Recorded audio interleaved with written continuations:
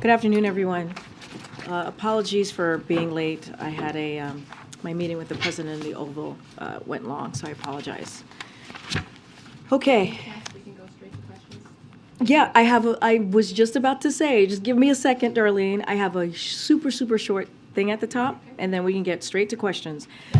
So today marks the first day of National Flu Vaccine Week. As flu and COVID-19 continue increasing in circulation, we have two safe and effective vaccines that are our best way to stay protected this winter. The simple message from our health and medical expert is this: to be protected this winter, get your flu and COVID shots. Today, Dr. Walensky held a briefing with the American Medical Association to kick off a week where she and doctors across the country will be blitzing the airwaves about the importance of getting your COVID and flu shots. And with that, Darlene, go for it. Thank you. Can you give us a rundown on what is being done at the federal level to speed up the restoration of electrical power to the folks in North Carolina? So, as you know, the White House is has been monitoring the situation and is in contact with local officials. Local law enforcement is receiving federal support on the investigation. We will continue to let that investigation play out. President Biden has made, as you all know, critical infrastructure secure and resilience to all hazards, both natural and man-made, a priority since the first day of his administration. While we still have a long way to go through initiatives like the bipartisan infrastructure bill and also the Inflation Reduction Act, the Biden-Harris administration is already following through on its promise to deliver those results, to protect against the impacts of incidents like this. We've closely worked with private sector to strengthen resilience against the full spectrum of potential threats, including through utilizing new technologies and improving how government communicates and shares threat information with the private sector, which owns the majority of our nation's critical infrastructure. Department of Energy, Department of Justice, including the FBI, will be your best place to get more specific information. But again, we're going to let the investigation play out. But on the issue of restoring power, authorities there are saying it could be until Thursday before power is restored. Understood. So, we have been in touch with local officials, and we're going to provide any assistance needed to help them on the ground. Yeah, thanks, Karine. On Friday, you said there were no plans of going to Congress for any legislative changes to the IRA for France and Europe. Over the weekend, there were some French officials who said that one way of making the tweaks that President Biden proposed to the IRA was through executive orders, and we're wondering if the administration has already started working on certain EOs, or if you're planning to work on them going forward. Can you offer any specifics? So there's two things. The first thing is the president was clear that there are ways that we can address Europe's concerns, right? The concerns that they actually have. This is a matter we are working through substantive consultation with our European counterparts. We don't want to get ahead of that process, but we're going to have those conversations and find ways to, again, address their concerns. I was speaking to specifically like glitches that might be that we have heard about in this particular piece of this law now. And so what I was saying, no, we don't have plans to go back to Congress on that. But when it comes to their concerns, of course, we're going to have conversations with our European allies. And specifically on that, I mean, the administration did say during the French president's visit that that it had worked on overcoming French objections to whatever it is that they were talking about with respect to the IRA. But the administration has, again, of course, not released any specifics on that. And I know you're talking about having future conversations with them. But could you talk about the work that has gone in so far? So, not going to get into specifics. Again, we want to have this conversation. There's a process that's happening. Don't want to get ahead of that. But I also just want to say, and you've heard us say this many times, the Inflation Reduction Act was a historic piece of legislation. It's going to help Americans, millions of Americans across the country, as we talk about lowering cost, as we talk about really attacking the number one priority when you think about the economy for the president, which is lowering costs on health care, lowering costs on energy, doing that historic investment investment on fighting climate change. So this is something that the president is very proud of, and it's going to really, truly change lives. When it comes to the concerns of our European partners and allies, certainly we're going to do our best to have those conversations, but I'm just not going to get ahead of the process that's currently happening. One on Russian, on the oil price cap. Obviously, Russia has said that they're not going to abide by it, even if that means cutting production. Ukraine is saying $60 is way too much. Russian oil blends are selling in Asian markets at $79 a barrel, which is like $20 higher per barrel, and which kind of shows that there's willingness to buy oil from Russia at that price. I mean, given all the work that is going in, how confident are you that this is going to actually have any impact at all on Moscow and President Putin's oil revenue? So a couple of things. You just asked me a couple questions all at once, or made a couple of statements all at once. So when it comes to Russia's response, look, we're not surprised by that. We're not surprised by what their reaction has been and what they're saying. Look, the goal of the price cap has always been to ensure that discounted Russian oil continues to flow onto global markets. And even as we limit the energy revenue that Russia is using to fund its illegal war in Ukraine, and so we believe that the cap at this level maintains clear incentives for Russia to continue exporting. Not doing so would have serious repercussions for Russia, and so that's how we see this process moving forward. I know that you were mentioning why 30 and not 60, and I know that there's been some comments out there. And so, look, the price will lock in a discount on Russian oil, especially in light of the $100 per barrel they earned just a few months ago, and it can be adjusted over time to prevent Russia from further profiting from its war. And so, we believe this is an unprecedented action that we're seeing right now, and it demonstrates the unity that United States and our allies and partners have. And we think this is an important step forward.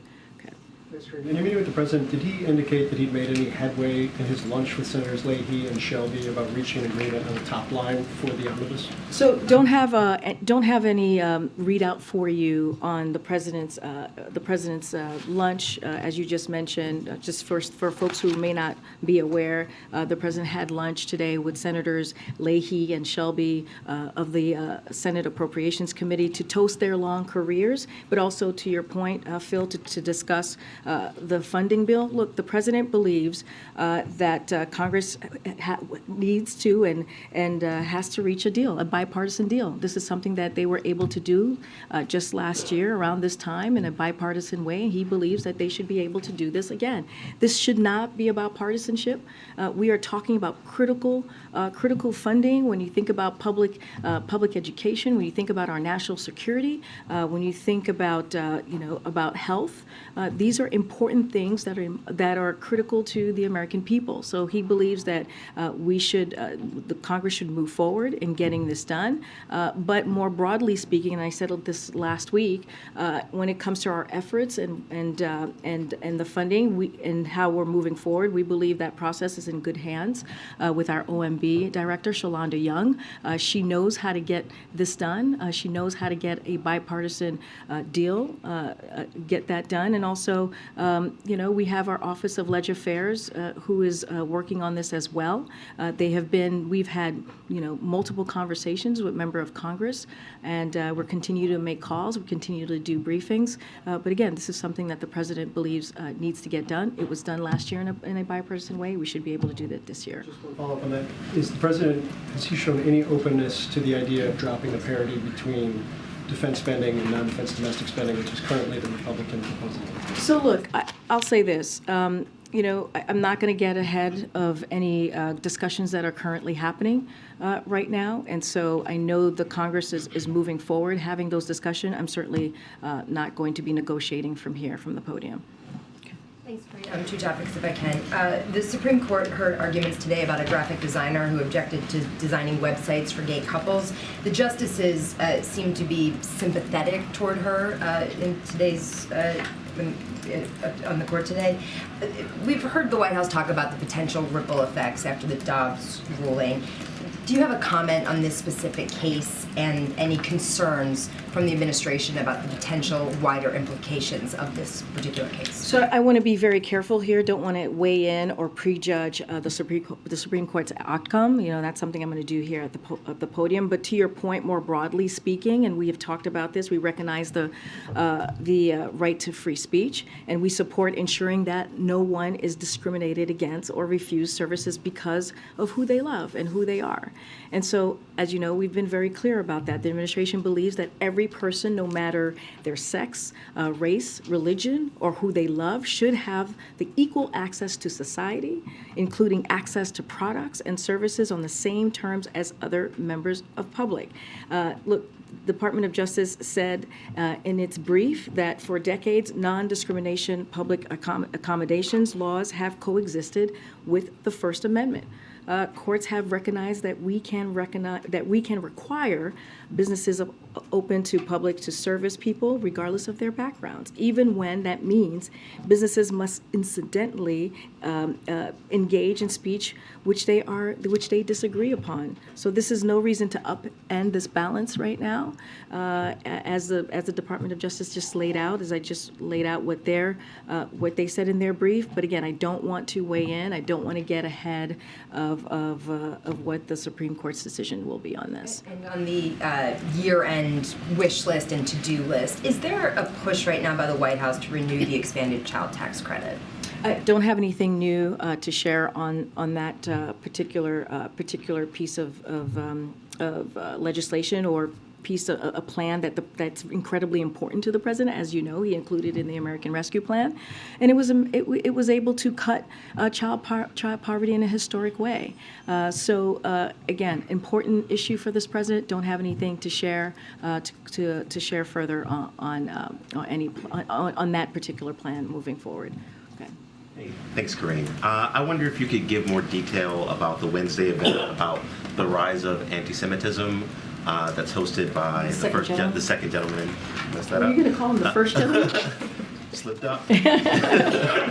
How long has it been in the works, and what do you hope what does the White House hope Mr. Imhoff adds to the debate? So a couple of things just to give you some insight of what's going to be happening with the roundtable talks, the anti-Semitism roundtable talks that the second gentleman will be hosting. So first and foremost, President Biden has consistently spoken out. I just want to make sure that's clear against anti-Semitism, its rhetoric, its hate, and all of the vile language that we have been hearing, which is incredibly dangerous this past couple of weeks.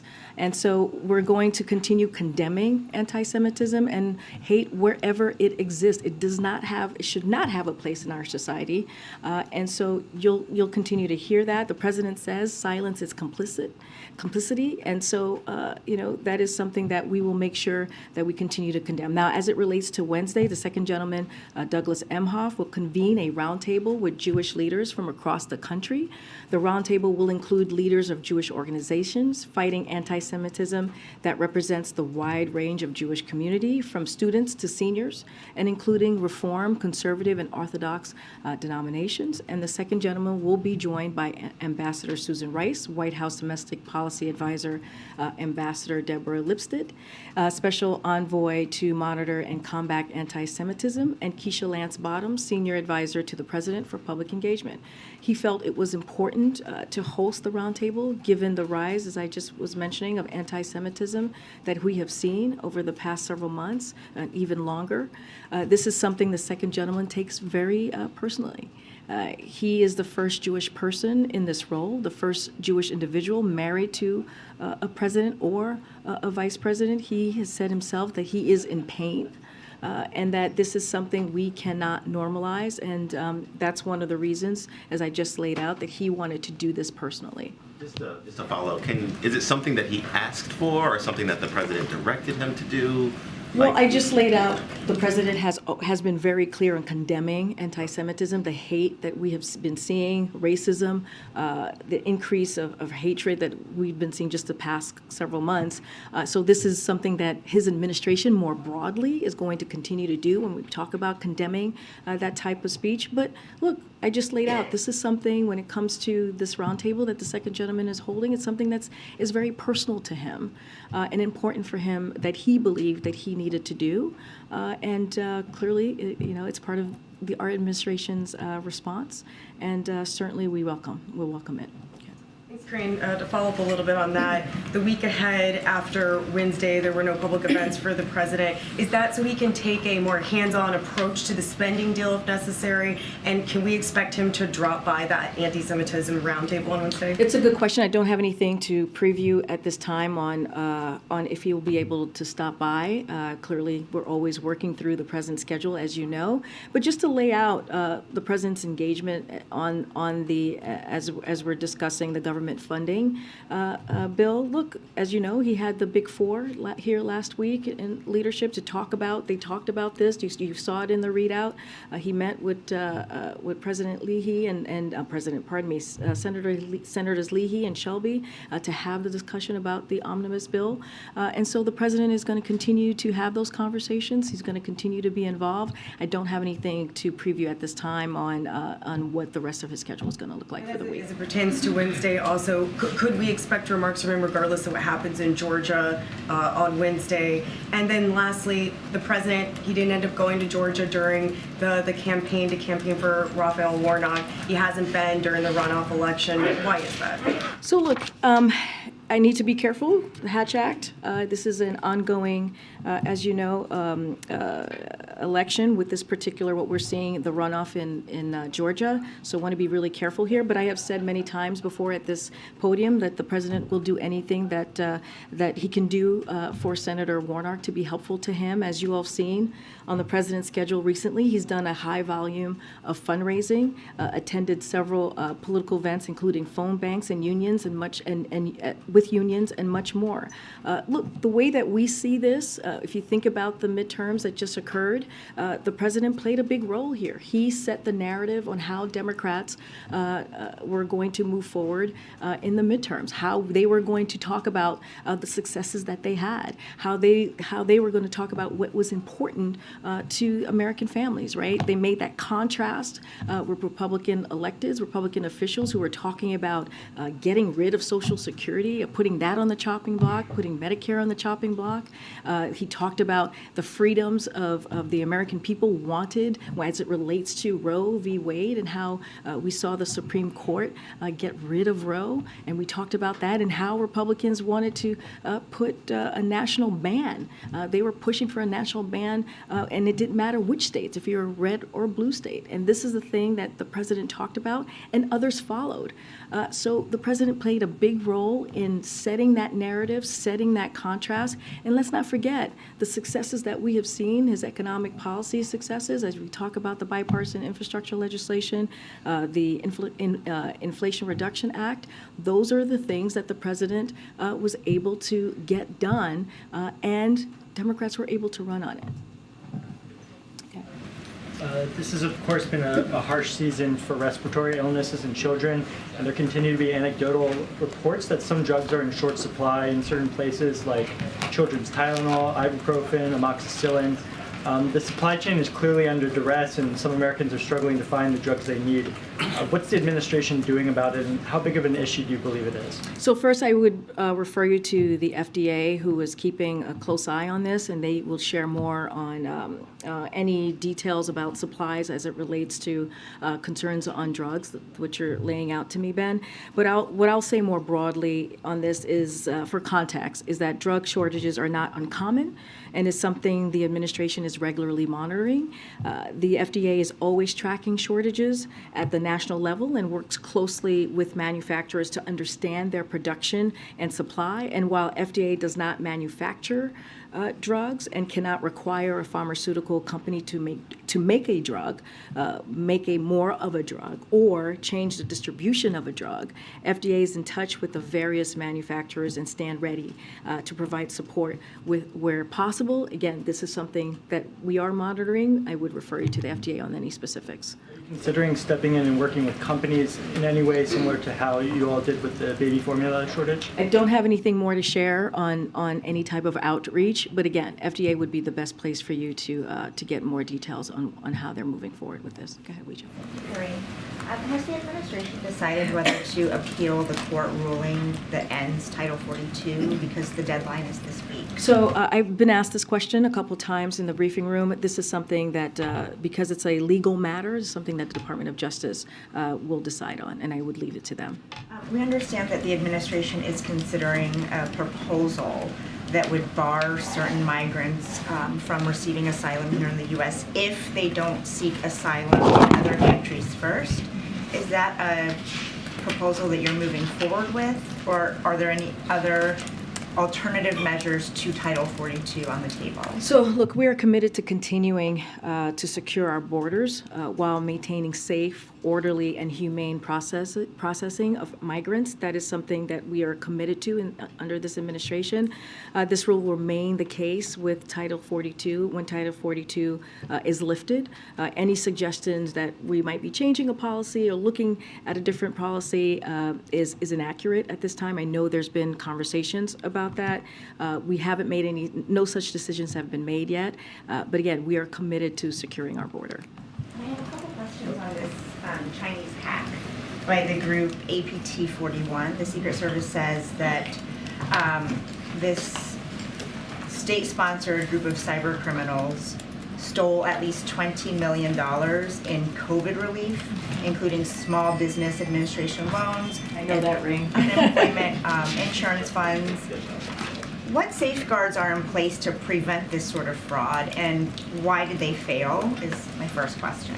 So look, we don't comment on specific law enforcement cases, so clearly not going to do that from the podium, but the president has continually embraced and called for strong oversight and enforcement against potential fraud. The president made clear that in the State of the Union, in his State of the Union just earlier this year, and when he announced the Justice Department's appointment of a chief prosecutor for pandemic fraud as part of the interagency COVID-19 fraud enforcement task force. So for more on any specifics on this or any more details, like again, this is a legal enforcement matter. This is something that the Department of Justice would face any consequences? Again, this is something that the Department of Justice would be dealing with, as it is an ongoing law enforcement matter. Okay, good. Thanks, Karine. On the trip tomorrow, President Biden has visited a lot of semiconductor plants. Can you just talk about what makes this one special? Is it based on that it's run by Taiwan company? Is it advanced chips? What's kind of differentiates this trip? So it's a very good question. We are going to be having a background call this evening at 6:30, which is going to be led by Brian Deese. And so I would encourage all of you to join that background call, and you'll have more specifics. I'm sorry, a backgrounder. Backgrounder, yes, it's a backgrounder. And it'll, as you know, it's usually lifted the next morning. So yes, it is a background call with Brian Deese that'll happen at 6:30. So again, I'll encourage all of you to join. But look, as you know, he's going to be going to Phoenix, Arizona to be discussing the American manufacturing. Under this president, we have seen American manufacturing coming back to the U.S., and a lot of that is because of the president's economic policies. We've seen more than 700,000 manufacturing jobs created under this president, and he is going to continue to talk about that, talk about the CHIPS and Science Act, and that historic piece of legislation that was, as you all know, a bipartisan piece of legislation that is going to continue making sure that we have manufacturing jobs right here in the U.S. So again, you'll get more details on that. Don't want to get ahead of that conversation that will be had by Brian Deese at 7:30. It's a background call. I, again, encourage all of you to join. Thanks, Karine. Two questions for you. First, on the North Carolina power outage. The local authorities have said they believe it's an intentional attack. Is the White House aware of any motive that might have been behind that? Again, I'm just not going to get ahead of the process. It is being looked at, investigated currently. I'm going to let that investigation play out. I would refer you to the Department of Energy, Department of Justice, FBI, to get any more specific details on that. And then Democratic leaders in the House are discussing attaching Senator Manchin's permitting bill to the annual defense policy bill, which is a must-pass. Is the White House urging that too? And if so, how are you doing that? So yes, the president believes we should pass the defensive authorization bill and that the permitting bill should be included in that legislation. So that is something that we support from here. Go ahead, Stephen. Other things on the to-do list, the antitrust tech bill.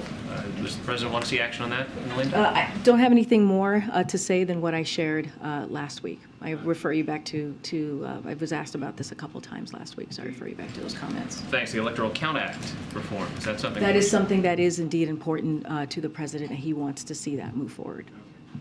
There was word today of an agreement in principle between Senators Tillis and Sinema on immigration reform. Is that something? So we haven't seen all of the kind of the language on that particular bill, so don't want to comment from here.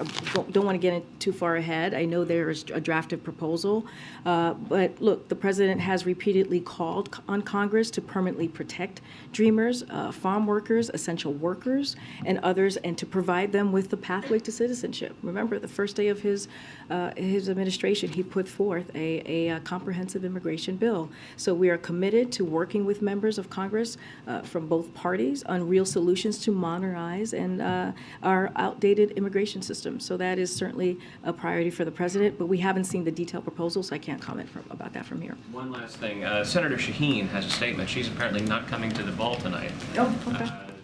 She's upset that the president endorsed a proposal to put South Carolina ahead of New Hampshire, and she says that New Hampshire is now vulnerable for her party. Does the president have a response to that? So look, we honor the Hatch Act, as I mentioned many times before here, as we are talking about a potential election, a 2024 presidential election. But looking backward, it is the ultimate irony, that the 2020 election was proven by the Trump administration's Homeland. Oh, sorry, I think I got ahead of myself there. We take the law very seriously here. And so that's the number one thing. And again, I want to be very careful because of 2024. And it places strict limits on what I can say because of the Hatch Act about future elections and, of course, political party processes. I know I was asked this question many times before about the DNC. And so I've always referred folks to go to the DNC. But again, as a candidate in 2020, and as we have heard the night of the New Hampshire primary, Joe Biden was very clear that to him, respecting our diversity as a nation and breaking down barriers for our people is a fundamental principle. And so he believes that what Democrats in office stand for, and he has upheld that principle as president. And so, again, you've seen him do that throughout his almost 2 years in administration, making sure that we see the diversity within his administration that is represented clearly across the country, and he wants to honor those values. And so that's as far as I'm going to get from here about the specific calendar. Again, don't want to get into politics as it relates to political parties. Okay.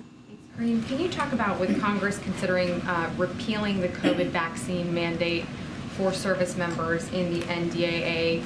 John Kirby spoke earlier about the president's position, Secretary Austin's position of wanting obviously to keep it. So what is the White House prepared to do for that aspect of it, and is the president personally engaging with lawmakers on this? So look, when the president met with the Big Four just last week, as you all know, Leader McCarthy raised eliminating the requirement that service members be vaccinated against COVID-19. So clearly they had a conversation, as you asked me about talking to members. The president told him that he would consider it. but also made clear that he wanted to consult with the Pentagon. And since then, as we've all heard, the Secretary of Defense has recommended retaining the mandate. That's because the COVID vaccination requirement was put in place to keep our service members safe and healthy and prepared for service. And I would remind, I remind all of you that the Pentagon has a range of vaccines it has long required. So this is nothing new. This is, there's history here. There's precedent. So with respect to NDAA, those discussions are ongoing. I don't want to get ahead of it, but clearly, as I just mentioned, it was brought up in their conversation that he had with the Big Four last week. Has he had conversations about it since then? I don't have anything else to preview at this time for you on conversations specifically on the NDAA. I can say that we're just not going to get ahead of the process that's currently happening in Congress. And you said from the podium that the White House isn't going to respond to every single thing that former President Trump says or does, but the White House also did put out some statements over the weekend about his calls to essentially overturn the 2020 election and put aside the Constitution. So I'm wondering if you can elaborate on that and share more about in response to his comments. So look, and again, he is a declared candidate, so want to be very careful on how I respond to someone who has declared in 2024. But this is what I was trying to say earlier. As it relates to 2020 and election conspiracy. Look, it's an irony, right? That 2020 election was that he says this because ultimately it was proven by the Trump administration's Homeland Security officials to be the most secure of all time. And not just the Homeland Security officials, it was also upheld by Trump's administration's Attorney General and by over 80 federal judges, of whom were nominated by Donald Trump himself.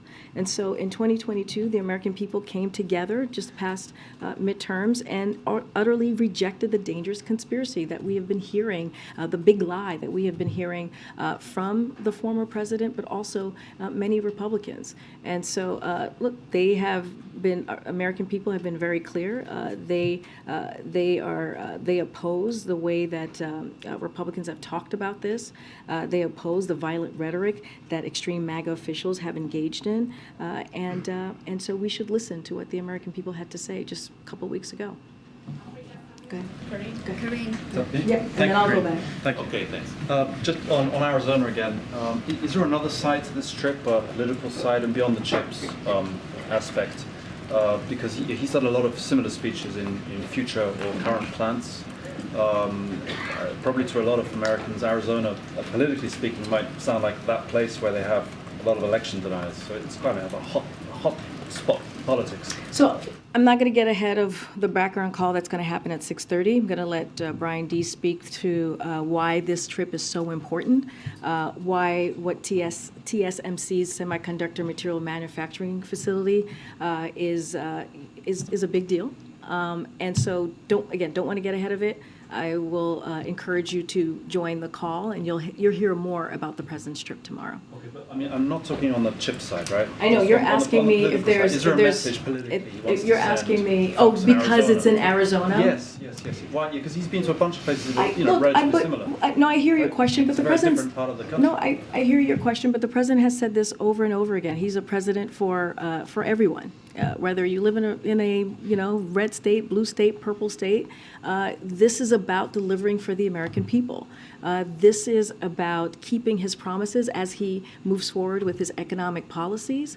Look, the CHIPS and Science Act is a historic piece of legislation that is going to bring, and we're seeing this already, manufacturing back to the U.S. and has created hundreds of thousands of manufacturing jobs. And so that's why this is an important move forward that we're seeing with this particular facility in Arizona, and he wants to highlight that. He wants to lift that up.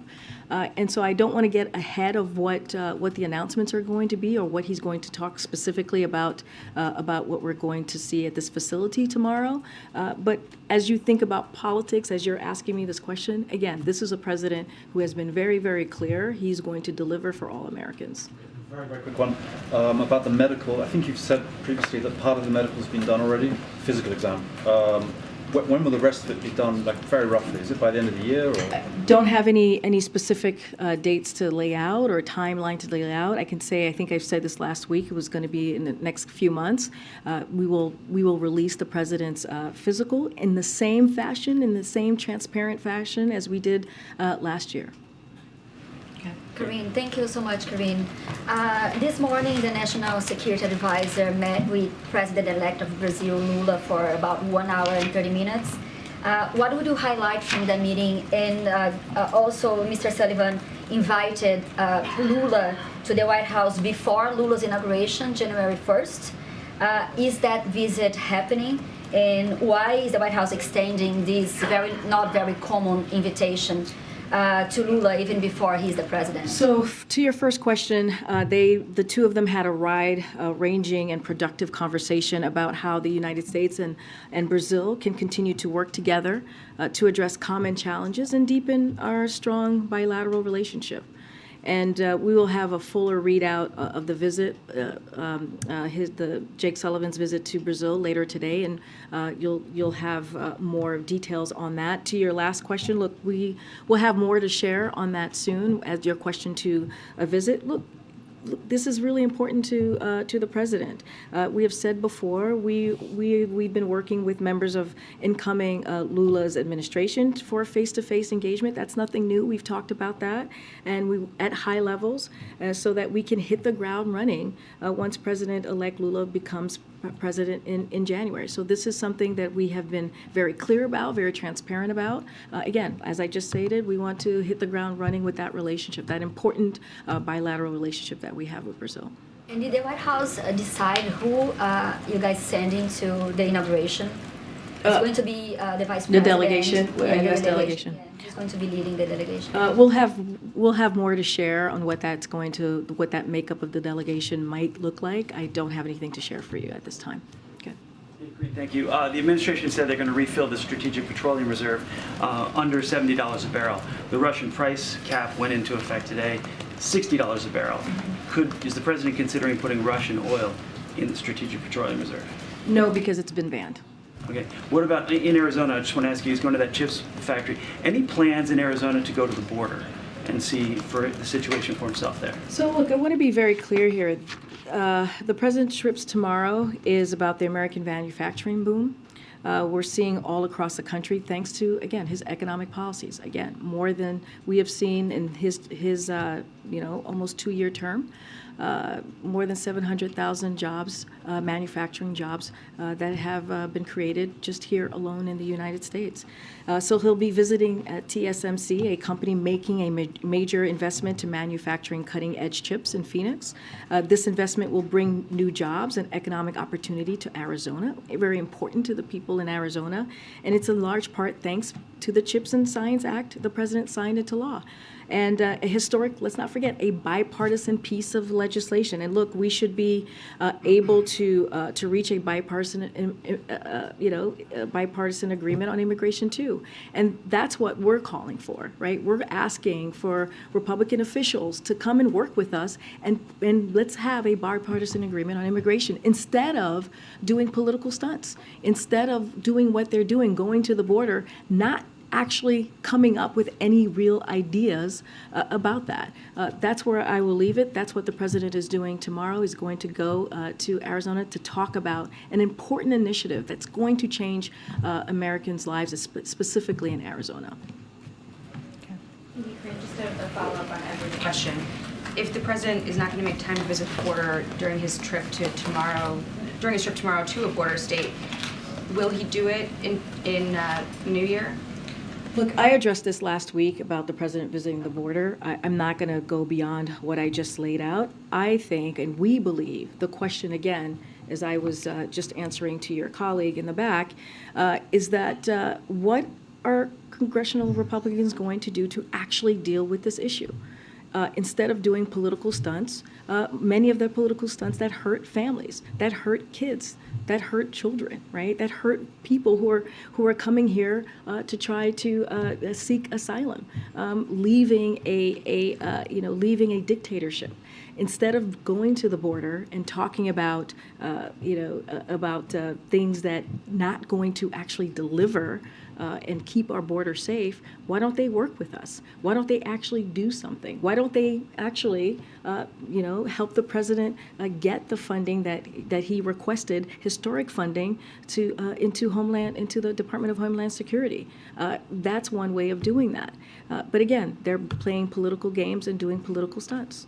The reason I ask is just because the president had said previously that he hadn't had a lot of time to get to the border. He's going to a border state tomorrow, so you think maybe there would be time there. And if there isn't tomorrow, can you say at this point that he... What I'm saying is tomorrow he's going to actually focus on an issue, a bipartisan issue that was voted in Congress, the CHIPS and Science Act, something that is going to deliver for the people in Arizona, creating jobs and making people's lives better and making sure that we are bringing manufacturing back into the U.S. That is critically important. Now, what I'm saying, the second part of that to your question, if Republicans officials truly want to deal with immigration, they truly want to deal with the border, then they would stop doing political stunts and actually work with us on the plan that we have put forward, which they are not. And that's what we want to make very loud and clear. There's ways to deal with this. Again, they can come and actually do this in a bipartisan way, just like we did with the CHIPS and Science Act. So the trip is obviously to Phoenix, not to the border, not to Georgia, which is sort of a pressing issue for Democrats, for the president. Have Democrats determined that a visit to Georgia would not help Senator Warnock's reelection bid? The president actually, and I actually already answered this, and I'll just repeat what I just said. The president, and I want to be very careful about talking about an election that's happening tomorrow because it's an election, and I'm covered on the Hatch Act, so I'm not going to comment on that specifically. But when we look back on the president's role during the midterm elections, he played a significant role for Democrats.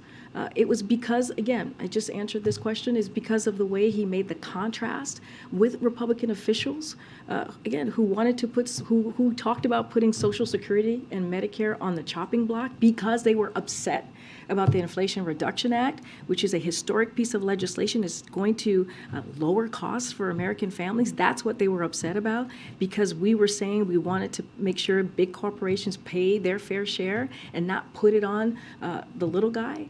And that's what they put forward. And the American people spoke really loud and clear. That's not what they want. They want us to continue to fight for their freedoms. They want us to continue to fight for democracy. And, that red wave never happened. Go ahead. Real fast, Karine, just real quick on Twitter, because you guys said you're keeping a close eye on Elon Musk's ownership, and it's the first time we've talked to you since you released the files a few days ago. Is it the White House view that decisions at Twitter were made appropriately in terms of decisions to censor this reporting ahead of the election? You mischaracterized actually what I actually said, and took it out of context when you asked your question. Look, when I answered the question, and I actually already addressed this about how the White House and the administration is seeing what's happening on Twitter. We follow also what's going on, just like you guys are reporting and just like you guys are seeing. And what I was commenting to is like, yes, we're seeing what is happening, just like you all are seeing what's happening with Twitter. So just want to clear that up, because you definitely mischaracterized what I said or put it out of context. And so can you ask your question again? Yes, my question was that you had said, I think 6 or so days ago, that the White House was watching closely the situation at Twitter after Elon Musk's ownership of it with respect to misinformation.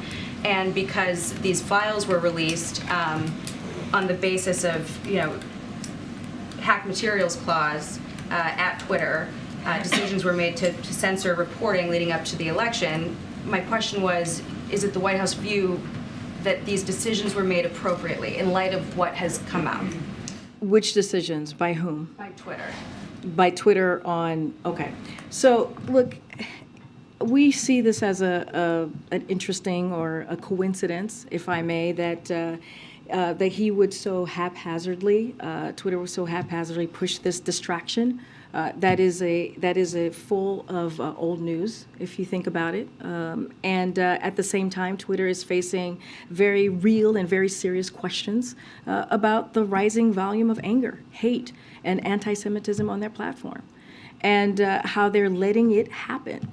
And, the president said last week, more leaders need to speak out and reject this. And it's very alarming and very dangerous. But our focus right now is helping the American families. I just talked about what the president's going to be doing in Arizona, talking about the CHIPS and Science Act, talking about how we're bringing manufacturing jobs back here to the U.S., talking about under this administration, more than 700,000 jobs have been created, in manufacturing jobs to be more specific. Look, what is happening, it's frankly, it's not healthy. It won't do anything to help a single American improve their lives. And so, look, this isn't. We see this as an interesting, coincidence, and it's a distraction. Thanks, Karine, just one more on the NDAA. Some members of Congress are talking about providing security assistance to Taiwan in the range of about $10 billion over 5 years. Does the White House have a position on that? And is there any concern that providing additional security assistance to Taiwan might act as an irritant in the relationship with China? So, look, not going to get ahead of the process as it relates to in Congress or the NDAA. I'll say this more broadly. We continue to work with Congress on ways we can reinforce deterrence across the Taiwan Strait and build Taiwan's resilience in meaningful ways, including the self-defense capabilities. But again, I'm not going to get ahead of the process that we're currently seeing in Congress at this time. All right, everybody. Thanks, everybody. Oh, what's going on? Arizona. Oh, okay. Are you going to take a question on U.S.-Africa Summit? It's the biggest gathering of Okay, I'll take that. Let me just do this and I'll... Okay, we have a guest. I forgot.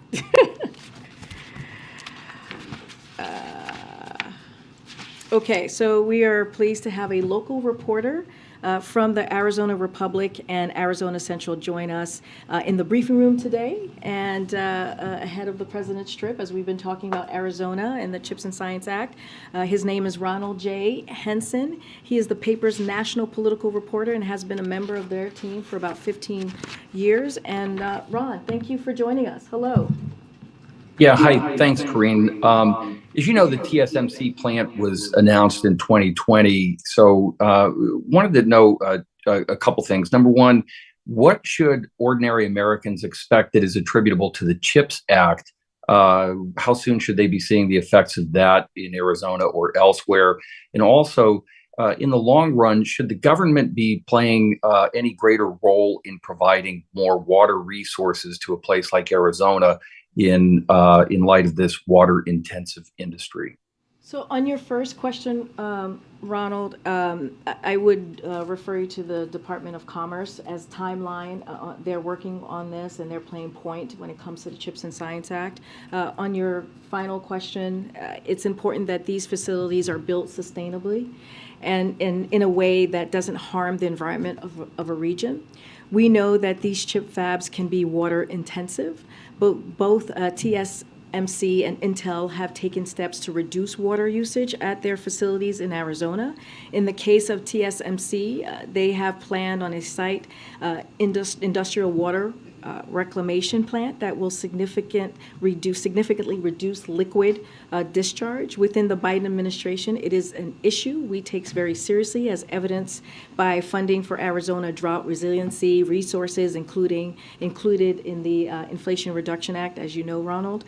And as these projects continue, state officials, local officials will need to take this issue seriously as they work with chip makers and build in their region. And so there you go, Ronald. Thank you so much for joining us on I know there was a question on the summit.